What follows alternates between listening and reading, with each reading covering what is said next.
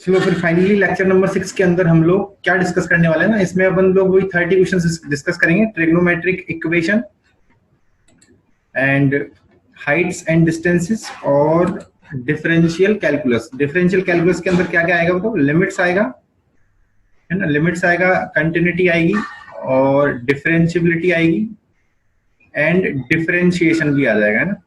इसके अंदर डिफरेंशिएशन भी आ जाएगा ना, एओडी नहीं है इसके अंदर, ठीक है, एओडी अलग से आएगा। तो डिफरेंशियल कैलकुलस के अंदर क्या क्या डिस्कस करेंगे? लिमिट्स, कंटिन्यूटी, डिफरेंशियबिलिटी और डिफरेंशिएशन। तो आज बेसिकली हम लोग ना लगभग 10 क्वेश्चंस को डिस्कस करेंगे और वो सारे के सारे क्वेश्चंस होंगे ट्रिग्नोमेट्रिक इक्वेशन और Heights and distances, right. Question number 1 देखो, द एंगल ऑफ एलिवेशन, ठीक है, angle of elevation of the top of a vertical pole when observed from each vertex of a regular hexagon. Angle of elevation of the top of a vertical pole when observed from each vertex of a regular hexagon is pi by 3. If the area of the circle circumscribing the hexagon be a meter square, then the area of the hexagon is. तो हमको hexagon का area बताना है। अब hexagon क्या होता है? तो हेक्सागन होता है, ये हेक्सागन हो जाएगा ना,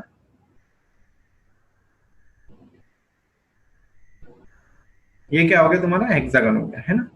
हेक्सागन का मतलब अगर इसकी साइड को अपन माने तो सारी साइड्स क्या हो जाएंगी? इक्वल हो जाएंगी ना, सारी साइड्स क्या हो जाएंगी? इक्वल, है ना। रेगुलर हेक्सागन है बिकॉज यहाँ पे लिख रहा है रेगुलर हेक्सागन। अब ये क्या बोल रहा है कि एंगल ऑफ एलिवेशन दे रखा है ना, क्या दे रखा है हमको? Angle of elevation. तो एंगल ऑफ एलिवेशन का मतलब क्या हुआ? Of top of a vertical pole when observe from each vertex. तो देखो हर एक वर्टेक्स के साथ, है ना, हर एक vertex, the angle of elevation of top of a vertical pole when observe from each vertex of a regular hexagon. Regular hexagon के हर एक वर्टेक्स से अगर आप उस पोल को देखोगे ना, एंगल ऑफ एलिवेशन का मतलब है भाई एंगल ऑफ, दो एंगल होते हैं ना, एक तो होता है एंगल ऑफ एलिवेशन, ये तो हो गया एंगल ऑफ एलिवेशन, और आप ऊपर से नीचे देखोगे, ठीक है, तो ये क्या बनेगा? आई ऑफ साइड के साथ ये यहाँ पे क्या बनेगा? एंगल ऑफ डिप्रेशन बनेगा, है। तो यहां से जब आप देखोगे ना तो आपको एंगल ऑफ एलिवेशन कितना दिखेगा? पाई बाई 3 दिखेगा। कितना दिखेगा? Pi by 3। अब इसमें ना थोड़ा सा कुछ मिसिंग है, ये angle of elevation of top of a vertical pole. तो ये वर्टिकल पोल जो है ना, इसके ये मान सकते हो आप सेंटर पे ही है, ठीक है। तो यहां से जब हर एक वर्टेक्स से आप उस पोल को देखोगे तो एंगल ऑफ एलिवेशन आपको दिखेगा पाई बाई 3 का। ये एंगल यहाँ पे कितना बनेगा? पाई बाई 3 बनेगा, ठीक है। यहाँ पे एंगल कितना बनेगा? पाई बाई 3 का एंगल बनेगा, ठीक है। अब ये एंगल वैसे भी पाई बाई 3 होता है क्योंकि टोटल कितना बनेगा? 360 डिग्री का एंगल होगा, है ना। टोटल कितना एंगल होगा? 360 डिग्री का एंगल होगा, ठीक है। अब वैसे देखो इसमें जो एंगल ऑफ एलिवेशन और इनकी कोई बात कर रहे हैं तो वो कोई बहुत बड़ा मैटर नहीं है, क्योंकि हमको केवल रेगुलर हेक्सागन का एरिया बताना है। अगर इसको सर्कल जो सर्कमस्क्राइब करेगा वो सर्कल कुछ इस तरह से होगा, और जिसका रेडियस भी क्या होगा बताओ? ये इतना ही होगा, है ना, ये वाला रेडियस हो जाएगा। अब देखो ये रेडियस है और ये क्या है बताओ? दोनों इक्वल भी होंगे। मान लो ये आर है और ये भी आर है, तो ये पूरा की पूरा ट्राइंगल, अगर मैं इसको ए बी और ओ बोल देता हूं तो ट्राइंगल एओबी, ट्राइंगल एओबी कैसा ट्राइंगल हो जाएगा? इक्विलेटरल ट्राइंगल हो जाएगा, कैसा ट्राइंगल हो जाएगा? इक्विलेटरल ट्राइंगल, ठीक है। ये इक्विलेटरल ट्राइंगल हो गया, हर एक एंगल कितना हो गया? 60 डिग्री का हो गया, ठीक है। तो इसका मतलब ये तीनों साइड्स भी क्या होंगी? बराबर होंगी। तीनों साइड्स भी क्या होंगी? बराबर।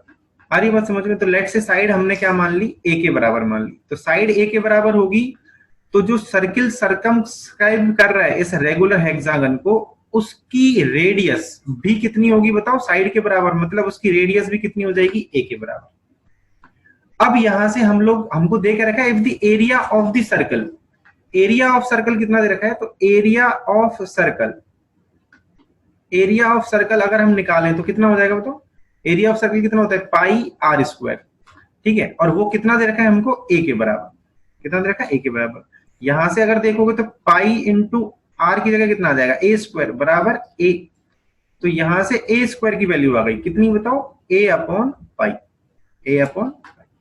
अब आपको बताना क्या है, रेगुलर हेक्सागन का एरिया। तो एरिया ऑफ रेगुलर हेक्सागन कितना हो जाएगा, एरिया ऑफ रेगुलर हेक्सागन, तो हेक्सागन का एरिया कितना हो जाएगा बताओ, ऐसे कितने पार्ट कर लो, 6 पार्ट हो जाएंगे, 1 2 3 4 5 6, तो 6 into triangle of AOB, area of triangle AOB, तो ये कितना हो जाएगा 6 इंटू, अब ट्राइंगल एओबी कितना है बताओ, इक्विलेटरल ट्राइंगल है, तो इसका एरिया कितना हो जाएगा √3/4 इंटू साइड स्क्वायर, साइड कितनी है a के बराबर, तो a का स्क्वायर हो जाएगा। तो आंसर कितना आ जाएगा बताओ इसका, यहां से 2 से मल्टी कट जाएगा, तो 3 और 3 √3, और a स्क्वायर की वैल्यू कितनी है a/5 है ना, तो ये आंसर हो जाएगा 3√3 इंटू a/5। तो कहाँ दिखा है आपको, नीचे कितना है बताओ, 2 हो रहा है ना, 2, तो 3√3/2π, राइट, ये इसका answer, fourth option will be the correct option. तो इसमें देखो एंगल ऑफ एलिवेशन ऐसा बहुत काम नहीं आ रहा, सिर्फ आपको क्या काम आ रहा है, रेगुलर हेक्सागन की कॉन्सेप्ट्स काम आ रहे हैं, ठीक है। Next question number 2, if alpha beta gamma delta are the solutions of the equation, alpha beta gamma किसके सॉल्यूशन है बताओ, tan of theta plus π/4 is equal to 3 tan 3 theta, है ना, इसके सॉल्यूशंस है, कितने सॉल्यूशंस है, 4 सॉल्यूशंस है, अल्फा बीटा गामा और delta, no two of which have equal tangents, मतलब सेम वैल्यू नहीं आएगी ना, इक्वल रूट्स नहीं है, इसका मतलब क्या हुआ, इक्वल रूट्स नहीं है, मतलब tan alpha, tan beta, tan gamma, tan delta सारे डिफरेंट है, तो देन द वैल्यू ऑफ क्या बताना है आपको, tan alpha plus tan beta plus tan gamma और प्लस tan डेल्टा, इसका वैल्यू बताना है।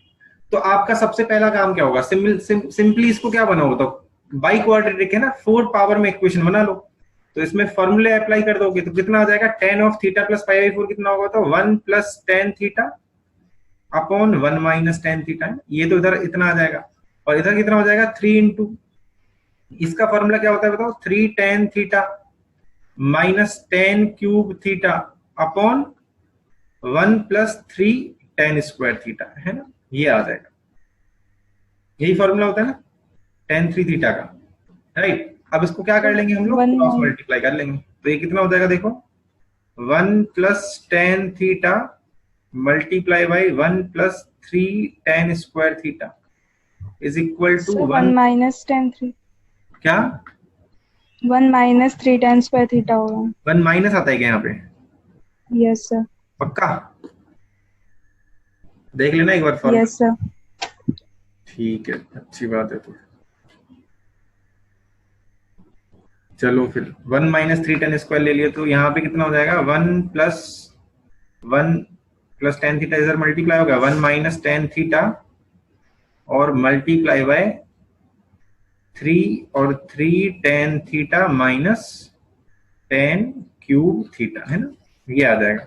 अब जब इसको मल्टीप्लाई करेंगे तो देखो मल्टीप्लाई करने पे क्या मिलेगा, तो एक एक अपन को ये पूरा स्टेप जो है ना मल्टीप्लाई करना पड़ेगा, तो इसको मल्टीप्लाई करने से पहले है ना ऐसा करो, सिंपली tan थीटा को क्या मान लो, t मान लो, जिससे क्या होगा बहुत बड़ा मल्टीप्लीकेशन नहीं बचेगा, तो ये कितना हो जाएगा 1 प्लस टी, ठीक है, और 1 प्लस 3t स्क्वायर हो जाएगा, है ना, इज इक्वल टू, यहाँ पे कितना आ जाएगा 1 माइनस टी, और इधर कितना आ जाएगा, ये 3 को यहाँ पे लिख लेते हैं, और 3t minus T cube, right, ये क्या हो जाएगा इसका टोटल मल्टीप्लीकेशन। अब मल्टीप्लाई करके देखते हैं, तो ये कितना आ जाएगा 1 plus 3t square plus t plus 3t cube, right. अब 3 को तो बाहर ही रहने देते हैं और इसको मल्टीप्लाई कर लेते हैं, तो कितना मिलेगा 3t माइनस टी क्यूब, ठीक है, 3t माइनस टी क्यूब और प्लस माइनस 3t स्क्वायर और प्लस का t की पावर 4, है ना, ये मिल जाएगा। नाउ पूरा इसको एक बार अरेंज करना पड़ेगा, तो 1 plus 3t square plus t plus 3t cube equals to, यहाँ पे कितना आ जाएगा 9t माइनस 3t क्यूब, ठीक है ना, 9t minus 3t cube, right, और यहाँ कितना आएगा, अच्छा यहाँ पे देखो ये प्लस की जगह माइनस आएगा ना, तो थोड़ा सा कैलकुलेशन चेंज हो जाएगा, तो यहाँ पे भी कितना आएगा प्लस की जगह माइनस, तुम बता दिया करो भाई बीच में बोल के, है ना, तो ये कितना आ जाएगा 1 माइनस 3t स्क्वायर, ठीक है ना, और t माइनस 3t³ है ना, यहाँ पे भी माइनस हो जाएगा, तो इधर कितना आएगा 90 माइनस 3t³ और माइनस का 9t², ठीक है ना, और प्लस 3t⁴। देखो 3t³ यहाँ पे कितना है, ये प्लस की जगह माइनस आएगा और यहाँ पे भी कितना आएगा माइनस, ठीक है। माइनस का 3t³ प्लस माइनस का 3t³ क्या हो जाएगा, कैंसिल आउट हो जाएगा। अब सबको एक तरफ ले आओ तो इक्वेशन क्या बनेगी, 3t⁴ माइनस 9t² और प्लस 3t² है ना, इधर आएगा तो ये हो जाएगा। अब प्लस का कितना है इधर 90 और माइनस का t, ठीक है ना, और माइनस का 1 is equal to 0। So it will be 3t⁴ minus 6t² plus 8t minus 1 बराबर 0। ये आपकी इक्वेशन क्या आ गई, फॉर्म हो गई। This is why quadratic equation. तो यहां से इसके रूट्स कितने होंगे बताओ, 4 roots, t1 t2 t3 and t4।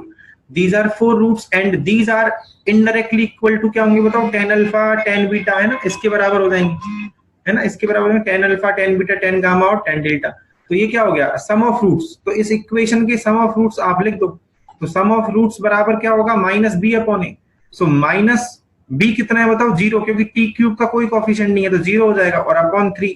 तो फाइनली आंसर कितना आ जाएगा, 0 है ना, इसका आंसर कितना आ गया 0। तो बड़ा ही सिंपल क्वेश्चन है, वो तो थोड़ा सा कैलकुलेशन पार्ट इसका लंबा है, क्योंकि आपको करना ही पड़ेगा, डायरेक्टली तो आप नहीं देख सकते।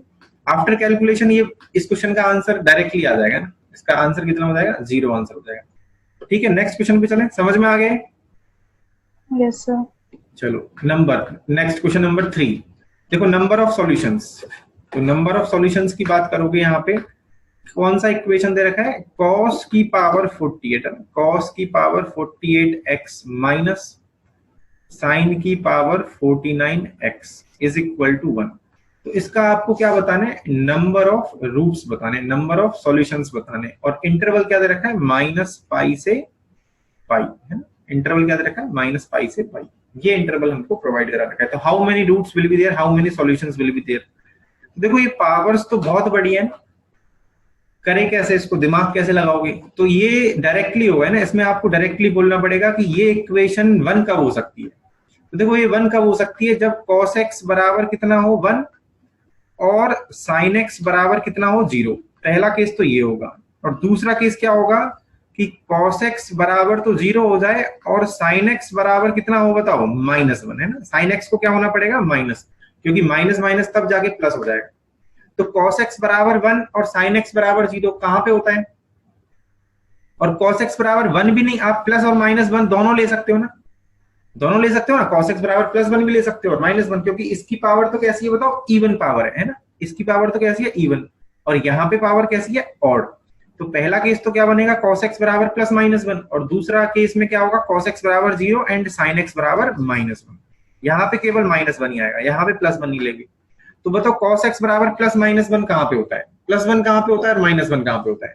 तो यहाँ पे क्या मिलेगा आपको, क्या मिलेगा बताओ, cos x बराबर +1 कहाँ पे होता है, 0 पे है, और -1 कहाँ पे होता है, पाई पे, है ना, आ रही है बात समझ में, और -π पे। और sin x बराबर 0 कहाँ पे होता है, sin x बराबर 0 कहाँ पे होता है, 0 पे, पाई पे, 0 पे और पाई पे, और पाई पे, है ना। अब पाई तो आप लोगे नहीं, -π भी नहीं लोगे, क्योंकि इन दोनों पे तो क्या लग रहा है, ओपन इंटरवल। तो यहां से तो एक वैल्यू आ गई क्या, x बराबर 0, है ना, यहां से तो एक वैल्यू आ गई x बराबर 0। अब यहाँ पे देखो cos x बराबर 0 और sin x बराबर -1। तो cos x तो 0 होना चाहिए और sin x -1 होना चाहिए। इसका मतलब x की वैल्यू क्या लेनी पड़ेगी आपको, माइनस का π/2, और -π/2 इस इंटरवल में आता है कि नहीं आता, बिल्कुल आता है। तो बताओ how many solutions are there, 2 solutions will be there, है ना। कितने सॉल्यूशंस रहेंगे इसके, number of solutions will be 2। समझ में आया? Yes sir. नेक्स्ट अगला क्वेश्चन देखो, ये हाइट एंड डिस्टेंसेस का है। A vertical pole consists of 2 parts। एक पोल है ना, एक वर्टिकल पोल है, राइट, एक वर्टिकल पोल हमने ऐसे बना दिया, ये पोल है। The lower part being 1/3 of the whole। तो इसके 2 पार्ट कर दिए ना, इस पोल के कितने पार्ट कर दिए, 2 पार्ट। मान लो टोटल हाइट h है, टोटल हाइट कितनी है, h। तो लोअर पार्ट 1/3 है और अपर पार्ट उसका 2/3 हो गया, है ना। 2h/3 होगा, ठीक है। तो टोटल मिला के h हो जाएगा। At a point in the horizontal plane passing through the base of the pole, अब बेस ऑफ द पोल से एक हॉरिजॉन्टल प्लेन पास कर रहा है, तो ये हमारा क्या हो गया, ग्राउंड हो गया ना, दिस इज ग्राउंड, एक तरह से ग्राउंड ले लो, बस लैंग्वेज चेंज कर दी है तो ये ग्राउंड हो गया। और यहां पर कोई पॉइंट है, यहां पर कोई पॉइंट है, मान लो ये A point, and distance 20 metres from it, और यहां से यहां तक की डिस्टेंस कितनी है, ये वाली डिस्टेंस हमको दे रखी है, कितनी दे रखी है, 20, ठीक, 20 मीटर, तो m लगा दिया। From it the upper part of the pole subtends an angle whose tangent is 1/2, तो इस पॉइंट पर अपर पार्ट जो है ना एक एंगल सबटेंड कर रहा है। अब अपर पार्ट जो एंगल सबटेंड कर रहा है ना, उसका थीटा मतलब उसका टेंजेंट लेने पे कितना मिलेगा, 1/2। इसका मतलब ये एंगल अगर थीटा है तो हमको क्या दे रखा है, tan थीटा बराबर 1/2, यही दे रखा है कि नहीं दे रखा, लैंग्वेज समझ में आई? Yes sir. ठीक है, अब हम मानना स्टार्ट करते हैं। तो हमारे पास दो ट्राइंगल हो गए, एक ये मान लो ए बी और सी, और ये मान लेते हैं डी। तो यहाँ पे दो ट्राइंगल हो गए ना, कौन कौन से ट्राइंगल हो गए, देखो पहला ट्राइंगल तो हो गया हमारे पास ट्राइंगल ए बी और सी, है ना, और दूसरा ट्राइंगल हो गया हमारे पास ट्राइंगल ए बी और डी, है ना। राइट एंगल ट्राइंगल लेना है क्योंकि हाइट एंड डिस्टेंसेस का क्वेश्चन है ना। ये वाले ट्राइंगल को हम लोग बाद में देखेंगे कि इसका करें क्या, ठीक है। अब एबीसी ट्राइंगल में अगर देखते हो तो एंगल कौन सा बन रहा है, मान लो इसको हम लोग अल्फा मान लेते हैं, लेट सपोज ये एंगल अल्फा है, ठीक है। तो यहां से हम लोग बेस और किसमें परपेंडिकुलर में रिलेशन निकालना है, तो क्या लेना पड़ेगा, tan। सो tan अल्फा बराबर क्या होगा, परपेंडिकुलर अपॉन बेस, तो h/3/20, यही होगा ना। अरे बस समझ में, यही हो जाएगा कि नहीं हो जाएगा? Yes sir. ठीक है। और अगर मैं इस पूरे एंगल को ना, इस ट्राइंगल के लिए, बड़े वाले ट्राइंगल के लिए इस पूरे एंगल को बीटा मान लेता हूं, क्या मान लेते हैं, बीटा। तो बीटा मानोगे तो tan बीटा बराबर कितना हो जाएगा tan बीटा बराबर कितना हो जाएगा बताओ, h/20, यही हो जाएगा ना, क्लियर। इसको आप और सॉल्व करके लिख दो, h/60, है ना, ये आ गई हमारे पास। अब ये जो थीटा है ना, थीटा क्या है, बेसिकली थीटा बराबर हो गया बीटा माइनस अल्फा, समझ में आया। और अब दोनों तरफ का क्या ले लेते हैं, tan ले लेते हैं, तो tan थीटा बराबर tan of beta minus alpha, because हमको किसकी वैल्यू बतानी है, हाइट, h की वैल्यू बतानी है, तो h में रिलेशन लाना पड़ेगा। अब tan थीटा कितना दे रखा है, 1/2, और tan of beta minus alpha क्या हो जाएगा, tan a minus tan b upon 1 plus tan a tan b। तो यहां से कितना आ जाएगा बताओ, 1/2, tan बीटा कितना है, h/20 minus h/60 upon 1 plus h/20 into h/60, है ना। और यहां से आपको क्या मिल जाएगी, एक h में क्वाड्रेटिक मिल जाएगी, है ना, h में क्या मिल जाएगी, क्वाड्रेटिक। और वो क्वाड्रेटिक आप ढूंढ सकते हो, है ना। अब यहाँ पे थोड़ा सा सॉल्व करना पड़ेगा, तो ये डायरेक्ट जो क्वाड्रेटिक मिलती है ना, तो मैं उस क्वाड्रेटिक को आपके सामने लिख दे रहा हूँ। वो डायरेक्ट क्वाड्रेटिक जो आपको मिलेगी वो मिलेगी h² माइनस 80h, ठीक है ना, और प्लस 1200 बराबर 0, ये आपको क्वाड्रेटिक मिलेगी, ठीक है। ये क्वाड्रेटिक मिलेगी तो इसके कितने सॉल्यूशंस हो जाएंगे बताओ, दो सॉल्यूशंस हो जाएंगे, कौन कौन से, 20 और 60, है ना, 20 और 60। तो h की वैल्यू 20 और 60 इन दोनों में से कुछ भी हो सकती है, तो इसका आंसर कौन सा हो जाएगा, second option will be the correct option, right. Next, if the maximum value of y, इसकी मैक्सिमम वैल्यू दे रखी है लैम्डा, है ना, इस एक्सप्रेशन का, तो इस एक्सप्रेशन का मैक्सिमम वैल्यू आप निकालो, बाद में जो पूछा गया है वो तो अपन को समझ में आ ही जाएगा, है ना, tan x minus tan square x upon 1 plus tan square x, ठीक है। तो यहां से आप देखो तो इसको cos में कन्वर्ट कर देते हैं sin cos में ना, तो it will be 7 cos square x plus 6 sin x into cos x, ठीक है। और माइनस क्या बचेगा यहाँ पे, sin स्क्वायर x, और नीचे वाला cos स्क्वायर कट जाएगा, बिकॉज 1 प्लस tan स्क्वायर क्या होता है, sec स्क्वायर, है ना। तो ये एक्सप्रेशन आ गया तुम्हारा, नाउ इसको आप कन्वर्ट करते हैं ना, कंप्लीट इसको फुली कन्वर्ट करते हैं, तो देखो ये क्या बन गया, this is basically 3 sin 2x। ये क्या हो गया, 3 sin 2x हो गया, ठीक है ना।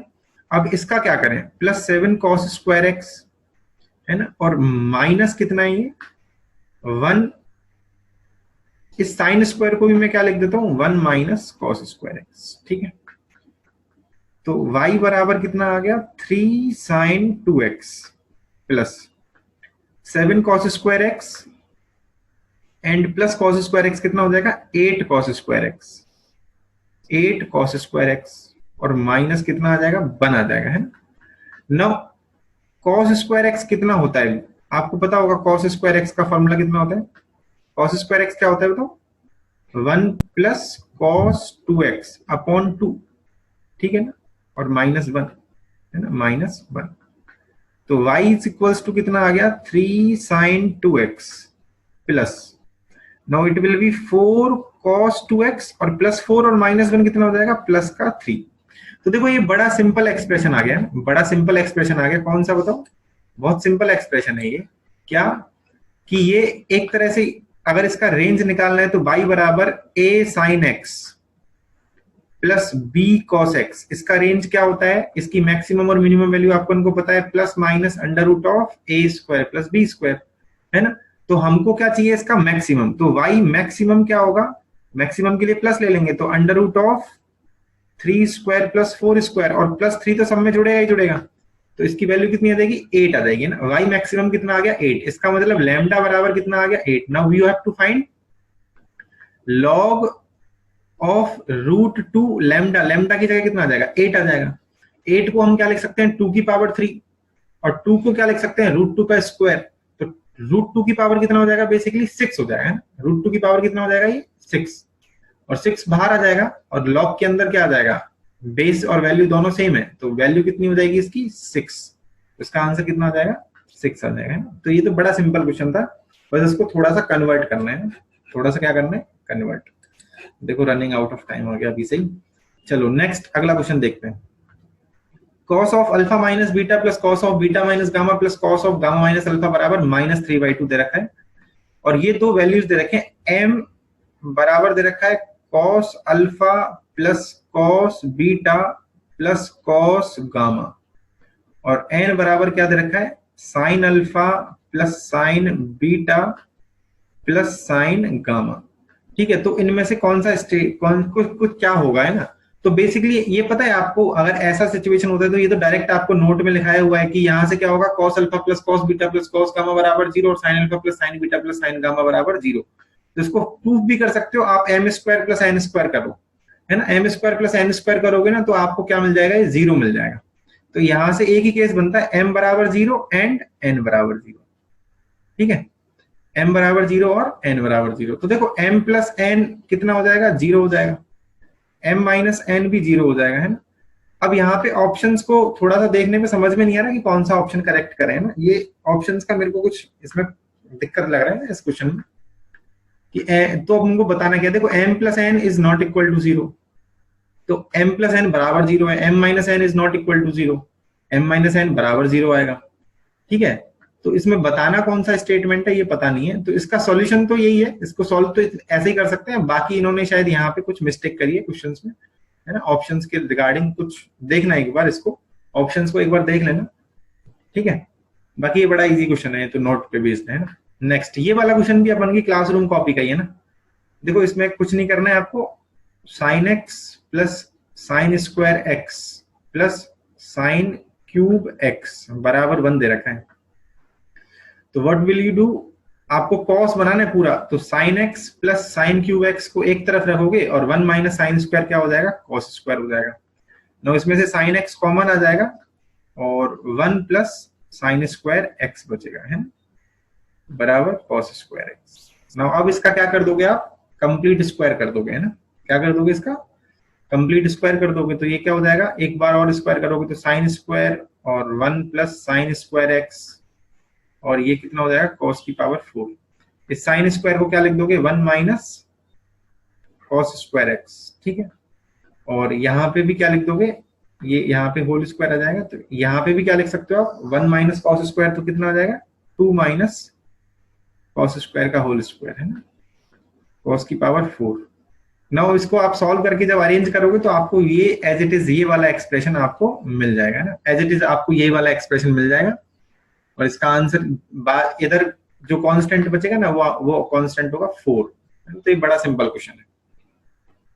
Next, the number of values of theta in the interval of satisfying the equation. ये बड़ा देखो, ये इक्वेशन जो है ना बड़ी अजीब सी इक्वेशन है। √3 sec स्क्वायर थीटा बराबर 10 की power 4 theta plus 2 tan square theta. तो देखो इधर को तो दिख रहा है आपको, इसको हम क्या लिख सकते हैं बताओ, 1 प्लस tan स्क्वायर थीटा का होल स्क्वायर और -1 ये लिख देंगे हम, है? और इधर क्या है, √3 sec स्क्वायर थीटा। ठीक है, अब 1 प्लस tan स्क्वायर क्या होता है, sec स्क्वायर होता है ना। 1 प्लस tan स्क्वायर क्या होता है, sec स्क्वायर। तो ये बेसिकली क्या बन जाएगा, √3 की पावर sec स्क्वायर थीटा बराबर sec की पावर 4 थीटा और -1 ये आ जाएगा, है ना। अब लेट हम अज्यूम कर लेते हैं कि sec स्क्वायर थीटा बराबर y मान लिया मैंने, या t मान लो, कुछ भी मान लो। तो ये यहाँ पे दो इक्वेशन बन गई, एक तो √3 raise to the power y आ जाएगा और एक आएगा y स्क्वायर -1। अब इसको सॉल्व करने का एक ही तरीका है, क्या बनाना पड़ेगा, ग्राफ बनाना पड़ेगा ना। और ग्राफ का जितना इंटरसेक्शन होगा वही हमारे सॉल्यूशंस हो जाएंगे। तो ग्राफ कैसे बनेगा देखो, तो ग्राफ बनाने के लिए हम लोग क्या करते हैं, सबसे पहले इस ग्राफ को बनाते हैं। This is exponential graph. तो ये ग्राफ तो कैसे जाएगा बताओ, this will go like this, है ना, ये इस तरह से जाएगा। दिस इज √3 की पावर y, है ना। और अब मेरी बात सुना ना, sec स्क्वायर थीटा y है, तो y की वैल्यू जो है ना, y की वैल्यू क्या होगी हमेशा, y is always greater than equal to Anshika. अगर Yes, y sir. को sec स्क्वायर थीटा माना है तो y की वैल्यू हमेशा क्या होगी, Greater than equal to 0. 1। क्योंकि sec थीटा कहां से कहां तक होता है पता है ना तुमको, कहां से कहां तक होता है, sec थीटा कहां से कहां तक लाई करता है, -∞ से -1 union. -1 to infinity. जब आप इसका स्क्वायर करोगे तो क्या मिलेगा, यही मिलेगा ना, नेगेटिव भी क्या आ जाएगा, पॉजिटिव बन जाएगा ना। ठीक है, और ये क्या है बताओ, पैराबोला। ये क्या है, पैराबोला। और अगर इसका पूरा पैराबोला बनाऊंगा मैं, तो इसका पूरा पैराबोला किस तरह से बनेगा, ये बनेगा y बराबर 0 पे, अगर इसको अपन ऐसे बोल देना कि y बराबर x स्क्वायर -1 का ग्राफ बनाओ, तो x बराबर 0 पे क्या मिलेगा, -1। तो it will be like this. ये पैराबोला जो है ना इस तरह से बनेगा, है बनेगा कि नहीं बनेगा। बट अगर 1 लिखोगे तो क्या मिलेगा, 0। तो ये वाला पॉइंट कौन सा हो गया, 1 हो गया, है ना, ये वाला पॉइंट। अब आपको पता है कि y की वैल्यू जो है ना, आप जितने भी ग्राफ बना रहे हो उसमें y की वैल्यू क्या लेनी है आपको, ग्रेटर देन 1। तो आप कंक्लूड कहां से कहां तक करोगे, आपका ग्राफ आप केवल यहां से यहां तक देखोगे, इधर वाला पार्ट देखोगे, इधर वाला पार्ट तो आप देखोगे ही नहीं। इधर कितने इंटरसेक्शन हो रहे हैं उनसे आपको कोई मतलब नहीं है, बिकॉज आपका y हमेशा क्या है, ग्रेटर देन 1। तो इस वाले पार्ट में कितना इंटरसेक्शन हुआ है, 1 इंटरसेक्शन हुआ है ना। कितना इंटरसेक्शन हुआ है, 1। आ रही है बात समझ में। तो 1 इंटरसेक्शन के हिसाब से sec स्क्वायर थीटा कितना आ गया, sec स्क्वायर थीटा बराबर y की वैल्यू आ गई। और y कितना है बताओ, 1 से बड़ा कुछ भी होगा, मान लो कुछ भी है ना, मान लो a पॉइंट है, वो a वाली a मान ली इसकी वैल्यू। तो sec स्क्वायर थीटा बराबर a है, तो sec थीटा बराबर कितना होगा, +-a। और -π/2 से π/2 में इसके कितने सॉल्यूशंस होंगे, how many solutions are there, कौन बताएगा, कितने सॉल्यूशंस होंगे, जल्दी बताओ।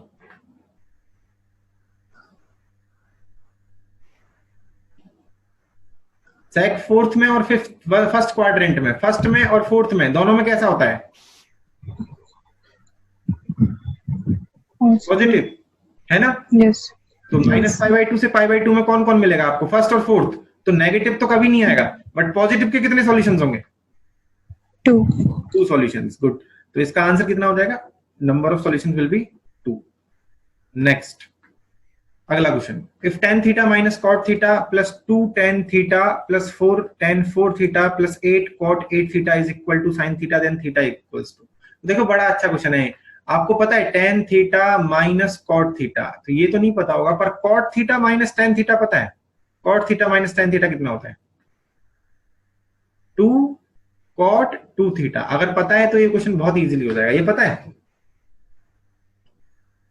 ये लिखाया हुआ है आपको, होता है नहीं? तो यहाँ पे साइन चेंज हो जाएगा बस। क्या चेंज हो जाएगा? साइन, है ना? केवल क्या चेंज होगा? साइन चेंज हो जाएगा। तो ये कितना हो जाएगा? माइनस का 2 cot 2 theta plus 2 tan 2 theta, है ना, प्लस 4 tan 4 थीटा और प्लस 8 कॉट 8 थीटा, है ना? ये आ गया। अब देखो फिर से कॉट 2 थीटा और tan 2 थीटा, समझना, कॉट 2 थीटा आ गया और tan 2 थीटा आ गया, तो कितना आ जाएगा ये? 2 कॉट 4 थीटा माइनस का, तो माइनस का कितना हो जाएगा? 4 कॉट 4 थीटा प्लस का 4 tan 4 थीटा और प्लस का 8 कॉट 8 थीटा।